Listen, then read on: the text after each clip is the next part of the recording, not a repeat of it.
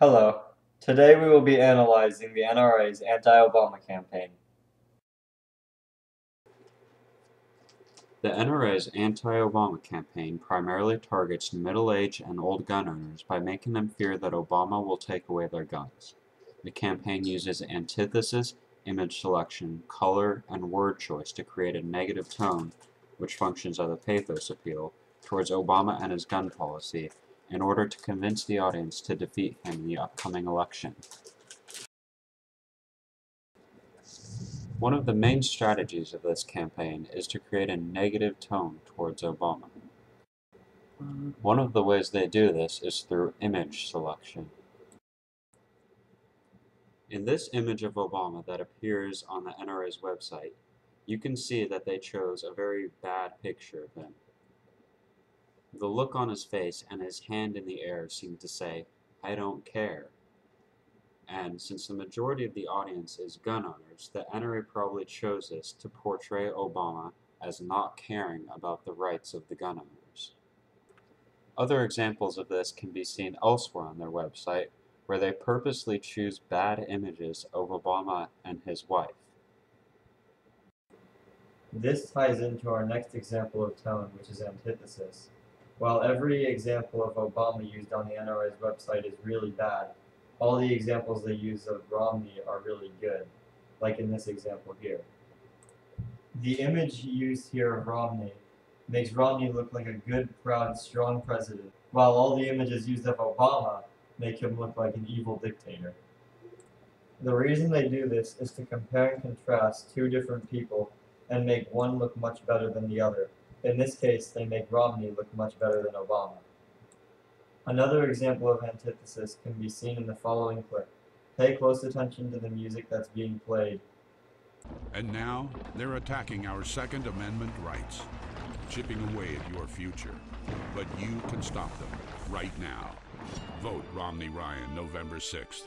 Romney and Ryan will defend our Second Amendment rights. If you listen closely to the music when it's talking about taking away your Second Amendment rights, you hear a high-pitched sound, and you can hear the crumbling of the Second Amendment statue. This sets a very grim tone for that part of the video. But then, once they show Romney, there's a really triumphant and uplifting tone. The NRA purposely puts these two different things next to each other to directly contrast the difference between the evil and grim Obama and the happy, uplifting Romney. The viewer might not immediately notice the difference in music consciously, but what happens is they will probably subconsciously pick up on the music and then associate Romney with this happy, uplifting music.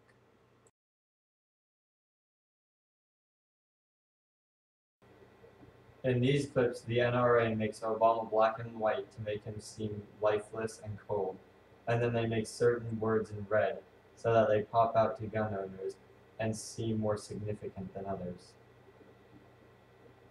Watch the next clip for another example of strategic use of color.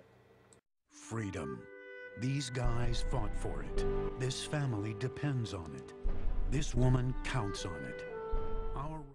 In this clip, they're showing a family while talking about freedom, and the color of the clip almost represents the freedom. And when it turns black, it's as if the freedom is fading away. This functions as a pathos appeal because most of the gun owners in the audience probably have families, and this video represents their family's freedoms fading away because of Obama. The NRA does this so that the audience sees Obama as someone who will take away their rights, so they will not want to vote for him. The final strategy that they use to set a negative tone towards Obama is word choice, or diction. In this video, the NRA shows words that have a negative connotation. They don't provide any actual evidence, but the reason they do this is to provoke fear into the gun owners, making them think that if they vote for Obama, then they will lose the rights that they value so dearly. When you look at all the diction used in this campaign, it is clear that all of it is negative, and the NRA does this on purpose to make Obama seem very bad to the reader and create a negative tone surrounding him. So overall, The NRA gets their message across to the audience by appealing to their emotions and fears. They make the audience think that under Obama, they won't be able to protect themselves because he will take away all their rights to self-defense, and he will take away the freedoms of their families, and just in general make the country a worse place.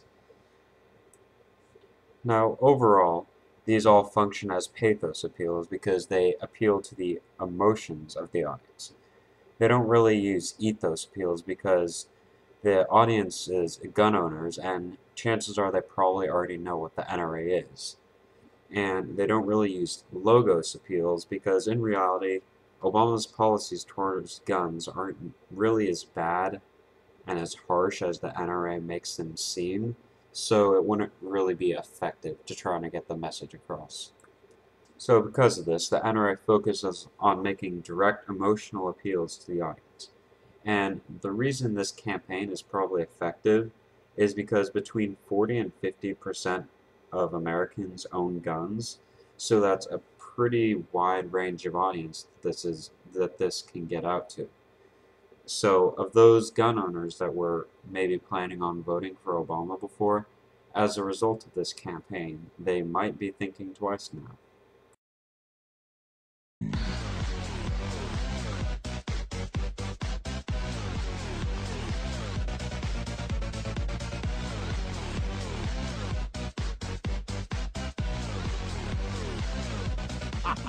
Yeah!